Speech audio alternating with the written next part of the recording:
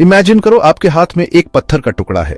दिखने में तो ये एक मामूली सा पत्थर लगता है, लेकिन क्या हो अगर इस पत्थर में कोई सीक्रेट छुपा हो? क्या हो अगर ये एक फॉसिल हो, बहुत पुराने जमाने के जीवन का एक निशान? ये फॉसिल पास्ट से आया एक मैसेज है।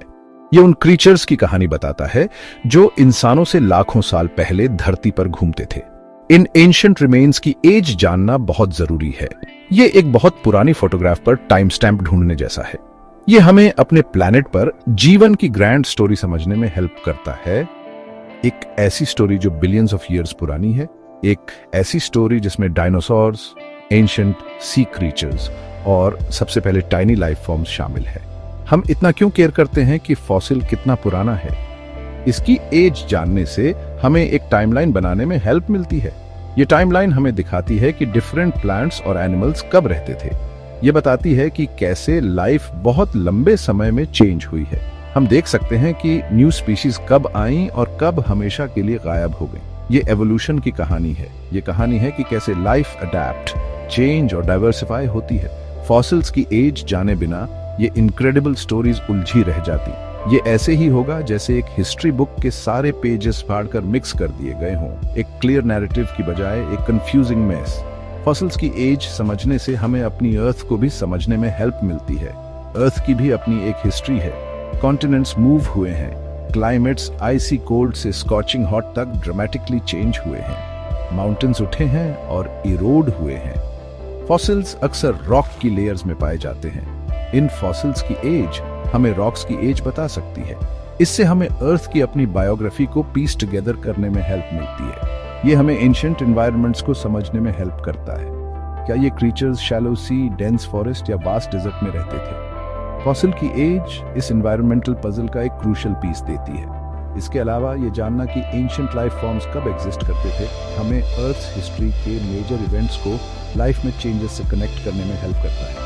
एग्जाम्पल के लिए डायनासोर्स कब एक्सटिंक्ट हुए, उस पीरियड के फॉसिल्स को डेट करके हम टाइम में इस इवेंट को पिनपॉइंट कर सकते हैं। साइंटिस्ट ने पाया है कि ये एक्सटिंक्शन लगभग 66 मिलियन ईयर्स अगो हुआ था। ये नॉलेज फिर हमें कॉजेज को ढूंढने में हेल्प करता है, जैसे giant asteroid impact. Accurate dating के बिना हम ये वाइटल कनेक्शंस नहीं बना सकते। हम अपने प्लैनेट और उस लाइफ के बीच के गहरे रिलेशनशिप को नहीं समझ सकते जिसको ये सपोर्ट करता है। ये एक कॉस्मिक डिटेक्टिव स्टोरी है और हर डेटेड फॉसिल एक वाइटल क्लू है। तो ये फॉसिल्स क्या हैं जिनकी डेट जानने के लिए हम इतने कीन हैं? फॉसिल्स एंशिएंट लाइफ के प्रिजर्व्ड रिमेन्स या ट्रेसेस हैं। ये डिस्टेंट पास्ट से आई इकोज की तरह हैं जो स्टोन में कैप्चर्ड हैं।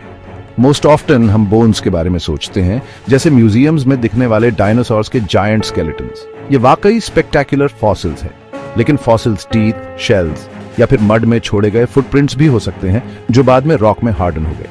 कभी कभी लीव्स या इंसेक्ट्स जैसी डेलिकेट चीजें भी फॉसिलाइज्ड हो सकती हैं। एम्बर या फाइन ग्रेन्ड सेडिमेंट में ट्रैप्ड उन लाइफ फॉर्म्स के बारे में इनक्रेडिबल डिटेल प्रिजर्व करते हुए जो लॉन्ग सिंस अर्थ से वैनिश हो चुके हैं। फॉसिल बनने का जर्नी एक रेयर और रिमार्केबल इवेंट है। जब कोई एनिमल या प्लांट मरता है तो वो यूजुअली क्विकली डिके होता है। स्कैवेंजर्स उसे खा सकते हैं या बैक्टीरिया उसे ब्रेक डाउन कर देगा। फॉसिल बनने के लिए रिमेन्स को रैपिडली बरी होना जरूरी है। ये अक्सर सेडिमेंट के साथ होता है, जैसे सैंड या मड जो वाटर कैरी करता है। इमेजिन करो, एक एंशिएंट फिश मर जाती है और लेक के बॉटम में सिंक हो जाती है। मड की लेयर्स उसे क्विकली कवर कर लेती हैं। मिलियंस ऑफ ईयर्स में सेडिमेंट की ये लेयर्स रॉक में बदल जाती हैं। वाटर के मिनरल्स स्लोली बोन्स या शेल में सीप होते हैं, ओरिजिनल मटेरियल को स्टोन से रिप्लेस करते हुए एक परफेक्ट स्टोनी रेप्लिका बनाते हैं। ये स्टोनी रेलिक्स सिर्फ क्यूरियस ऑब्जेक्ट्स नहीं है, ये इंफॉर्मेशन से पैक्ड है। डायनासोर के टीथ का शेप हमें बता सकता है कि वो प्लांट्स खाता था या मीट। उसके बोन्स का स्ट्रक्चर हमें बता सकता है कि वो कैसे मूव करता था, वो 2 लेग्स पर चलता था या 4 पर, या वो फ्लाई कर सकता था या नहीं। फॉसिलाइज्ड पॉलन हमें एंशिएंट एनवायरनमेंट में उगने वाले प्लांट्स के टाइप्स के बारे में बता सकता है। यहाँ तक कि फॉसिलाइज्ड ड्रॉपिंग्स, जिन्हें कोप्रोलाइट्स कहते हैं, एनिमल की डाइट रिवील कर सकते हैं। हर फॉसिल एक टाइनी विंडो है जो हमें उस वर्ल्ड की ग्लिम्प्स देता है जिसे किसी ह्यूमन आई ने डायरेक्टली विटनेस नहीं किया। एक ऐसा वर्ल्ड जो स्ट्रेंज और वंडरफुल क्रीचर्स से टीमिंग है। इसलिए स्टोन के ये विस्पर्स इनवैल्यूएबल हैं। ये हमारे पास लाइफ की हिस्ट्री के लिए प्राइमरी एविडेंस है बिफोर ह्यूमंस ने इसे रिकॉर्ड करना शुरू किया। ये हमें अपने प्लैनेट पर एग्जिस्ट करने वाले लाइफ के इनक्रेडिबल डाइवर्सिटी दिखाते हैं।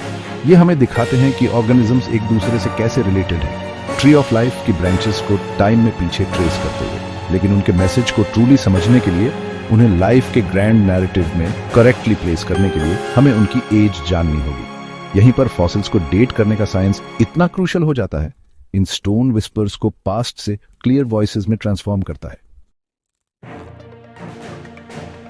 हम किसी ऐसी चीज की एज कैसे बता सकते हैं जो मिलियंस या बिलियंस ऑफ इयर्स पुरानी है? ये एक इम्पॉसिबल टास्क लगता है, लेकिन साइंटिस्ट ने एक नेचुरल क्लॉक डिस्कवर की है, एक क्लॉक जो हमारे यूनिवर्स को बनाने वाले एटम्स में बिल्ट इन है। इस क्लॉक को रेडियो एक्टिव डिके कहते हैं। कुछ टाइप्स के एटम्स अनस्टेबल होते हैं, वो टाइनी टिकिंग टाइम बॉम्ब्स जैसे होते हैं। टाइम के साथ ये अनस्टेबल एटम्स, जिन्हें रेडियो एक्टिव आइसोटोप्स कहते हैं, स्पॉन्टेनियसली चेंज होते हैं।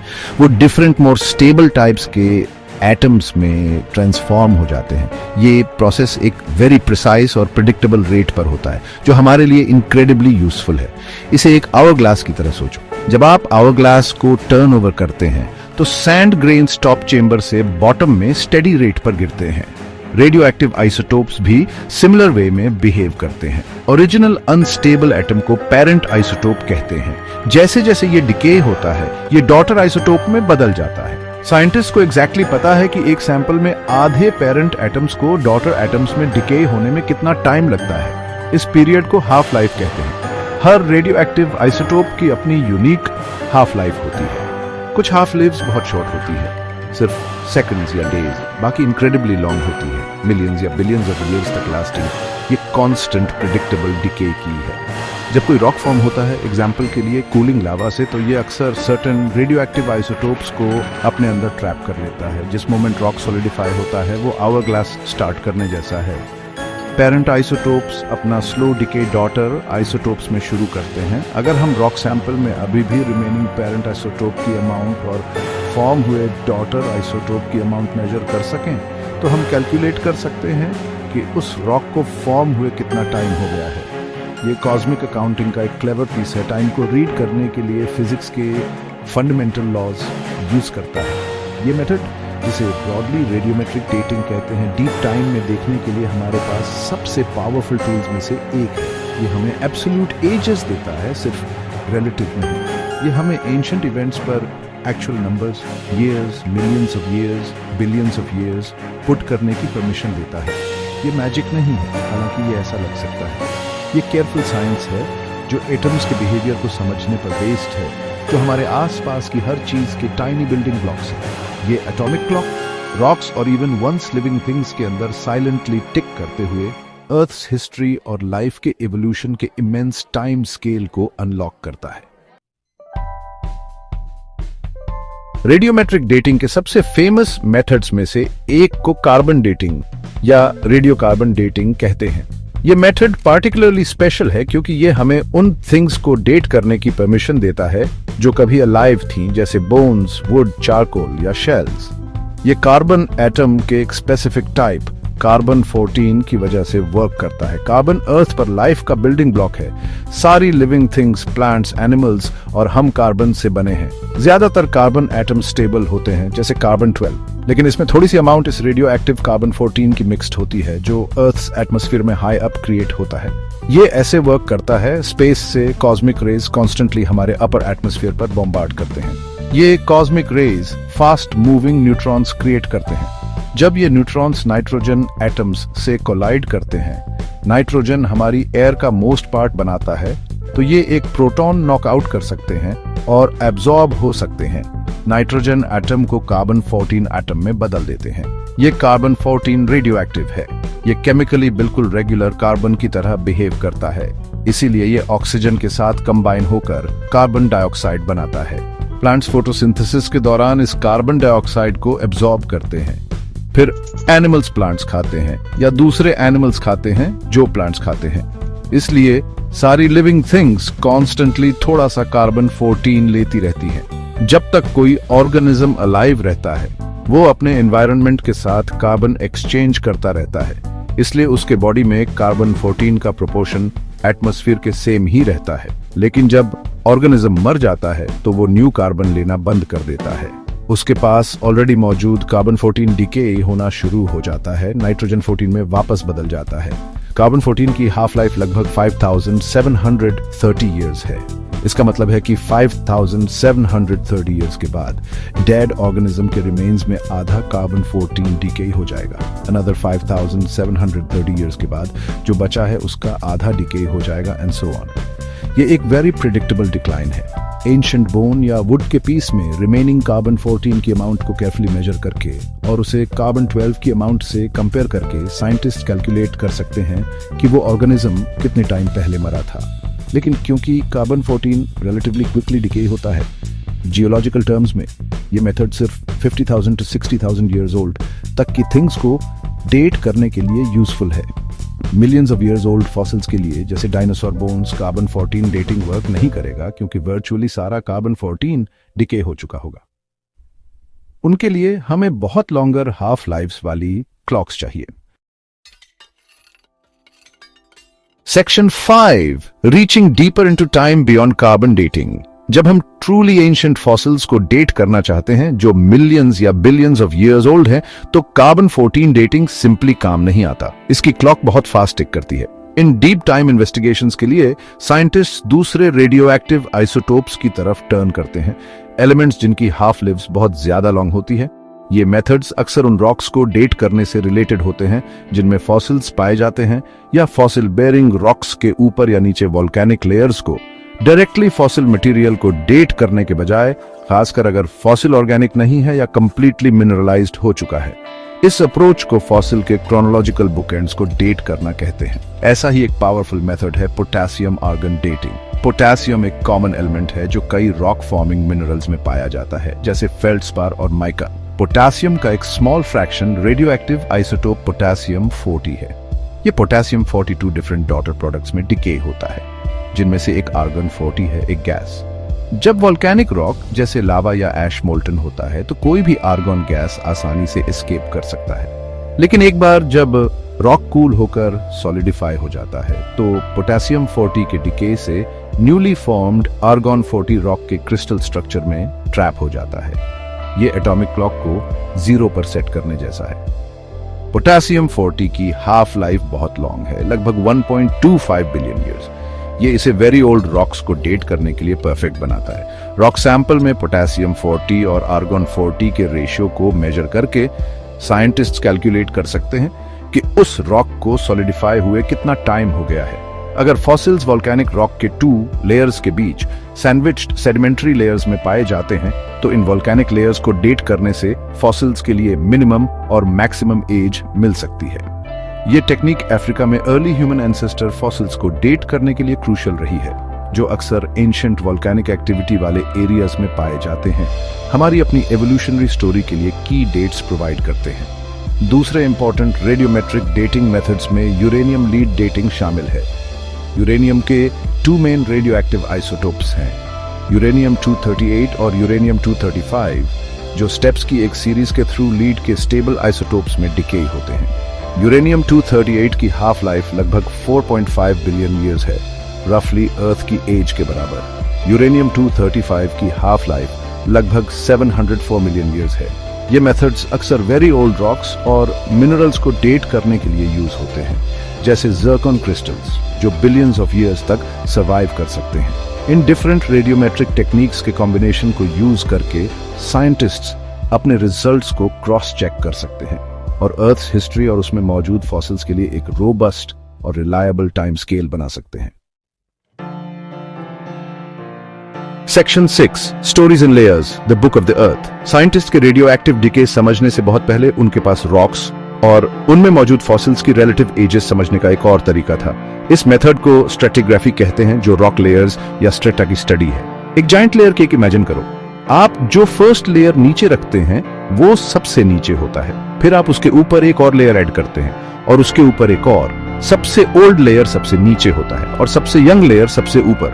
अर्थ्स क्रस्ट कई जगहों पर इस लेयर केक की तरह है, जो इमेंस स्ट्रेचेस ऑफ टाइम में वाटर या विंड द्वारा डिपॉजिट किए गए सेडिमेंट्स से या वोल्केनिक इरप्शन से बिल्ड अप हुआ है। इस फंडामेंटल आइडिया को प्रिंसिपल ऑफ सुपरपोजिशन कहते हैं। यह कहता है कि सेडिमेंट्री रॉक लेयर्स के अनडिस्टर्ब्ड सीक्वेंस में ओल्डर लेयर्स नीचे होंगे और यंगर लेयर्स ऊपर। 17th और 18th सेंचुरीज के जियोलॉजिस्ट्स जैसे निकोलस स्टेनो ने सबसे पहले इन बेसिक प्रिंसिपल्स को फॉर्मुलेट किया। उन्होंने नोटिस किया कि रॉक के डिफरेंट लेयर्स में अक्सर डिफरेंट टाइप्स के फॉसिल्स होते थे। एग्जाम्पल के लिए एक लोअर ओल्डर लेयर में ट्राइलोबाइट्स के फॉसिल्स हो सकते हैं, जबकि एक हायर यंगर लेयर में एमोनाइट्स के फॉसिल्स हो सकते हैं। डिफरेंट लेयर्स में फॉसिल्स का ये कंसिस्टेंट पैटर्न डिफरेंट रीजन्स में रॉक लेयर्स को कोरिलेट करने के लिए एक पावरफुल टूल बन गया। इससे एक और इंपॉर्टेंट कॉन्सेप्ट आया, principle of faunal succession.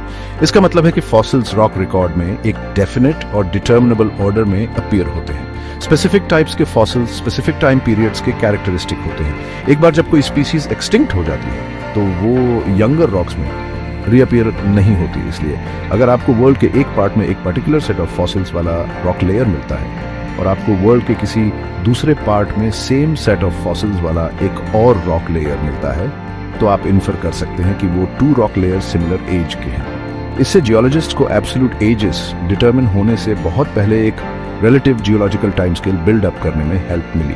Stratigraphy एक फ्रेमवर्क प्रोवाइड करता है, इवेंट्स का एक रिलेटिव ऑर्डरिंग, फिर रेडियोमेट्रिक डेटिंग इस फ्रेमवर्क के लिए absolute numbers, actual years provide करता है। दोनों मेथड्स ब्यूटीफुली साथ वर्क करते हैं। एग्जाम्पल के लिए अगर कोई फॉसिल सेडिमेंट्री लेयर में मिलता है और उसके डायरेक्टली ऊपर वोल्केनिक ऐश का एक लेयर है जिसे पोटेशियम आर्गॉन डेटिंग यूज करके डेट किया जा सकता है, तो हम जानते हैं कि फॉसिल ऐश लेयर से ज्यादा ओल्ड होना चाहिए। अगर फॉसिल के नीचे एक और डेटेबल वोल्केनिक लेयर है तो फॉसिल की एज इन 2 डेट्स के बीच ब्रैकेटेड है। रिलेटिव और एब्सोल्यूट डेटिंग का ये कॉम्बिनेशन हमें पास्ट की ज्यादा कंप्लीट और एक्यूरेट पिक्चर देता है। Section 7 nature's other time keepers, clues beyond atoms. Radiometric dating और स्ट्रैटिग्राफी एंशिएंट फॉसिल्स और रॉक्स की एज डिटरमिन करने के लिए वर्क हॉर्सेस हैं, लेकिन साइंटिस्ट्स के पास कुछ और क्लेवर मेथड्स भी हैं। ये मेथड्स हमेशा वेरी ओल्ड फॉसिल्स के लिए डायरेक्टली प्रिसाइज एजेस नहीं दे सकते, लेकिन ये वैल्यूएबल सपोर्टिंग एविडेंस प्रोवाइड कर सकते हैं या मोर रीसेंट इवेंट्स या एसोसिएटेड मटेरियल्स को डेट करने में हेल्प कर सकते हैं। ऐसा ही एक मेथड है डेंड्रोक्रोनोलॉजी या ट्री रिंग डेटिंग। जैसा कि आप शायद जानते हैं, कई ट्रीज हर ईयर वुड का एक न्यू रिंग ग्रो करते हैं। इन रिंग्स की विड्थ क्लाइमेट कंडीशंस के हिसाब से वेरी कर सकती है। गुड ग्रोइंग ईयर्स में वाइडर रिंग्स, पुअर ईयर्स में narrower rings. Scientist living trees से कोर्स ले सकते हैं और रिंग्स काउंट करके उनकी एज डिटरमिन कर सकते हैं। वो डिफरेंट ट्रीज के वाइड और नैरो रिंग्स के पैटर्न्स को मैच भी कर सकते हैं, यहां तक कि आर्कियोलॉजिकल साइट्स में मिली एंशिएंट वुड से भी। इन पैटर्न्स को ओवरलैप करके वो कुछ रीजन्स में थाउजेंड्स ऑफ ईयर्स पीछे तक की continuous tree ring chronology build up कर सकते हैं। ये मेथड इनक्रेडिबली प्रिसाइज है, कभी कभी एग्जैक्ट ईयर तक। वाइल ये million year old dinosaur fossils को डायरेक्टली डेट नहीं करता, ये कार्बन 14 डेट्स को कैलिब्रेट करने के लिए और ह्यूमन हिस्ट्री के वुडन आर्टिफैक्ट्स या स्ट्रक्चर्स को डेट करने के लिए इनवैल्यूएबल है। मोर रीसेंट एनवायरमेंटल चेंजेस का डिटेल्ड रिकॉर्ड प्रोवाइड करता है। एक और फैसिनेटिंग मेथड है पेलियोमैग्नेटिज्म। अर्थ का एक मैग्नेटिक फील्ड है नॉर्थ और साउथ मैग्नेटिक पोल के साथ। रियली इंटरेस्टिंग बात यह है कि यह मैग्नेटिक फील्ड अर्थ हिस्ट्री में कई बार फ्लिप हुआ है। North magnetic pole south magnetic pole बन गया है एंड वाइस वर्सा। जब सर्टेन टाइप्स के रॉक्स, खासकर वोल्केनिक रॉक्स, कूल होकर सॉलिडिफाई होते हैं तो उनके अंदर टाइनी मैग्नेटिक मिनरल्स उस टाइम के अर्थ मैग्नेटिक फील्ड के साथ अलाइन हो जाते हैं, टाइनी कंपास नीडल्स की तरह। ये रॉक के फॉर्म होने पर मैग्नेटिक फील्ड की डायरेक्शन रिकॉर्ड करता है। ये अर्थ मैग्नेटिज्म का एक फ्रोजन स्नैपशॉट है। डिफरेंट एजेस के वोल्केनिक रॉक्स रेडियोमेट्रिक मेथड से डेटेड के सीक्वेंसेस में मैग्नेटिक अलाइनमेंट स्टडी करके साइंटिस्ट्स ने मैग्नेटिक रिवर्सल्स की एक टाइमलाइन क्रिएट की है। नॉर्मल और रिवर्स्ड पोलैरिटी के इस पैटर्न को फिर वर्ल्ड भर में दूसरे रॉक सीक्वेंसेस को डेट करने में हेल्प करने के लिए यूज किया जा सकता है, जहां फॉसिल्स मिल सकते हैं। अगर फॉसिल्स वाला सेडिमेंटरी लेयर वोल्केनिक रॉक्स के बीच सैंडविच्ड है, जिनका magnetic signature global magnetic reversal time scale के स्पेसिफिक पार्ट से मैच करता है, तो ये उन फॉसिल्स की एज को कंस्ट्रेन करने का एक और तरीका प्रोवाइड करता है। ये डाइवर्स मेथड्स अपनी स्ट्रेंथ्स के साथ उस रिच टेपेस्ट्री ऑफ एविडेंस में कंट्रीब्यूट करते हैं जिसका यूज हम अर्थ के डीप पास्ट को समझने के लिए करते हैं। Section 8, building the great puzzle, how dating transforms knowledge. Fossils और रॉक्स की एज डिटरमिन करने की एबिलिटी ने वर्ल्ड और उसमें हमारी प्लेस के बारे में हमारी अंडरस्टैंडिंग को अटरली ट्रांसफॉर्म कर दिया है। ये एक की दिए जाने जैसा है जो टाइम के डीपेस्ट सीक्रेट्स को अनलॉक करता है। इन मेथड से पहले खासकर रेडियोमेट्रिक डेटिंग, अर्थ की एज और लाइफ की हिस्ट्री के बारे में हमारे आइडियाज अक्सर स्पेकुलेशन या वेरी रफ एस्टिमेट्स पर बेस्ड थे। अब हम डिटेल्ड टाइमलाइंस कंस्ट्रक्ट कर सकते हैं, लाइफ के एपिक जर्नी को उसके सिंपलेस्ट बिगिनिंग से लेकर आज के कॉम्प्लेक्स इकोसिस्टम्स तक ट्रेस कर सकते हैं। इस नॉलेज का साइंस के कई फील्ड्स पर प्रोफाउंड इंपैक्ट्स हैं। पैलियोंटोलॉजी में फॉसिल्स की स्टडी, एक्यूरेट डेटिंग फंडामेंटल है। ये पैलियोंटोलॉजिस्ट को एवोल्यूशन के रेट्स समझने की परमिशन देता है। न्यू स्पीसीज कितनी क्विकली अराइज होती हैं, स्पीसीज टिपिकली एक्सटिंक्ट होने से पहले कितने टाइम तक परसिस्ट करती है, मेजर एवोल्यूशनरी इनोवेशंस कब हुए, जैसे बर्ड्स में फ्लाइट का डेवलपमेंट या वर्टिब्रेट्स का वाटर से लैंड पर ट्रांजिशन। फॉसिल्स को डेट करना इन क्वेश्चंस का आंसर देने के लिए क्रोनोलॉजिकल फ्रेमवर्क प्रोवाइड करता है। ये हमें ट्री ऑफ लाइफ की ब्रांचेस को मैप आउट करने में हेल्प करता है, दिखाता है कि ऑर्गेनिजम्स के डिफरेंट ग्रुप्स कैसे रिलेटेड हैं और वो कॉमन एंसेस्टर से कब डाइवर्ज हुए। ये एवोल्यूशन की स्टोरी को शार्प फोकस में लाता है। आर्कियोलॉजी, साइट्स की एक्सकवेशन और आर्टिफैक्ट्स के एनालिसिस के जरिए ह्यूमन हिस्ट्री और प्री हिस्ट्री की स्टडी भी रेवोल्यूशनाइज हो गई है। एग्जाम्पल के लिए कार्बन 14 डेटिंग आर्कियोलॉजिस्ट को एंशिएंट ह्यूमन सेटलमेंट्स में मिले ऑर्गेनिक मटेरियल्स को डेट करने की परमिशन देता है, जैसे हार्थ से चारकोल, वुडन टूल्स या ह्यूमन और एनिमल बोन्स। ये एस्टैब्लिश करने में हेल्प करता है कि लोग सर्टेन एरियाज में कब रहते थे, एग्रीकल्चर कब शुरू हुई या एंशिएंट सिविलाइजेशंस कब राइज और फॉल हुई। ह्यूमन एवोल्यूशन के ओल्डर पीरियड्स के लिए अफ्रीका में अर्ली होमिनिन फॉसिल फाइंड्स के पास वोल्केनिक लेयर्स के पोटेशियम आर्गन डेटिंग जैसे मेथड्स ने हमारे ओन ओरिजिन्स को समझने के लिए क्रूशियल डेट्स प्रोवाइड की है। फॉसिल्स और ह्यूमन हिस्ट्री से आगे डेटिंग मेथड्स जनरल में अर्थ साइंसेस के लिए एसेंशियल हैं। जियोलॉजिस्ट्स उनका यूज माउंटेन बिल्डिंग के टाइमिंग, ओशंस के ओपनिंग और क्लोजिंग और क्लाइमेट चेंज की हिस्ट्री को समझने के लिए करते हैं। एंशिएंट आइस कोर्स, रॉक्स जो पास्ट आइस एजेस रिकॉर्ड करते हैं और सेडिमेंट्स जो पास्ट सी लेवल्स रिवील करते हैं को डेट करके साइंटिस्ट रिमार्केबल डिटेल के साथ अर्थ्स क्लाइमेट हिस्ट्री रिकंस्ट्रक्ट कर सकते हैं। ये इन टर्न हमें क्लाइमेट चेंज के नेचुरल साइकिल्स को समझने में और current human cause climate change को लॉन्ग टर्म पर्सपेक्टिव में रखने में हेल्प करता है। अर्थ्स क्लॉक रीड करने की एबिलिटी ने हमें अपने डायनामिक प्लैनेट का अनपैरेलल्ड व्यू दिया है। Section 9, our cosmic journey, fossils and our place in time. जब हम नाइट स्काई की तरफ देखते हैं तो हमें स्टार्स दिखाई देते हैं जिनकी लाइट ईयर्स, डेकेड्स, यहां तक कि मिलियंस ऑफ ईयर्स ट्रैवल करके हमारे पास पहुंची है। हम एक सेंस में टाइम में पीछे देख रहे हैं। अर्थ पर फॉसिल्स को डेट करने के लिए हम जिन मेथड्स का यूज करते हैं वो हमें सिमिलर पावर देते हैं। हमारे अपने प्लैनेट के डीप पास्ट में देखने का पावर, लाइफ के इनक्रेडिबल जर्नी की स्टोरी अनकवर करने का। हर डेटेड फॉसिल इस इमेंस टाइमलाइन पर एक मार्कर है, एवर चेंजिंग यूनिवर्स में लाइफ की परसिस्टेंस और अडेप्टेबिलिटी का टेस्टमेंट। ये हमें एक ऐसी हिस्ट्री से कनेक्ट करता है जो ह्यूमन सिविलाइजेशन से ज्यादा ग्रैंड और एंशिएंट है। फॉसिल्स की एज जानने से हमें जियोलॉजिकल टाइम के शीर स्केल को अप्रिशिएट करने में हेल्प मिलती है। ह्यूमन हिस्ट्री, यहां तक कि tens of thousands of years पीछे जाकर भी इस वास्ट टाइमलाइन के वेरी एंड पर बस एक टाइनी स्लिवर है। लाइफ अर्थ पर कम से कम 3.5 बिलियन ईयर्स से एग्जिस्ट करती है। डायनासोर्स अर्थ पर ओवर 150 मिलियन ईयर्स तक घूमते रहे। इन इमेंस टाइम स्केल्स को समझने से हमें खुद को क्रिएशन के पिनकल के रूप में नहीं बल्कि लॉन्ग ऑनगोइंग एवोल्यूशनरी स्टोरी के एक पार्ट के रूप में देखने में हेल्प मिलती है। ये नेचुरल वर्ल्ड की कम्प्लेक्सिटी और रेजिलियंस पर ह्यूमिलिटी और वंडर का सेंस फॉस्टर करता है। एक ऐसा वर्ल्ड जो हमसे बहुत पहले एग्जिस्ट करता था और हमारे बाद भी लॉन्ग कंटिन्यू करेगा। फॉसिल्स को डेट करने की साइंटिफिक क्वेस्ट ह्यूमन क्यूरियोसिटी और इंजेन्युइटी का टेस्टमेंट है। ये क्लूज को पीस टुगेदर करने के बारे में है। Millions of years in the making mysteries को अनरावल करने के लिए फिजिक्स और केमिस्ट्री के लॉज यूज करना। ये methods carbon dating, potassium argon dating, stratigraphy और अदर्स सिर्फ एब्स्ट्रैक्ट साइंटिफिक टेक्निक्स नहीं है। ये अर्थ की ऑटोबायोग्राफी रीड करने के लिए हमारे टूल्स हैं।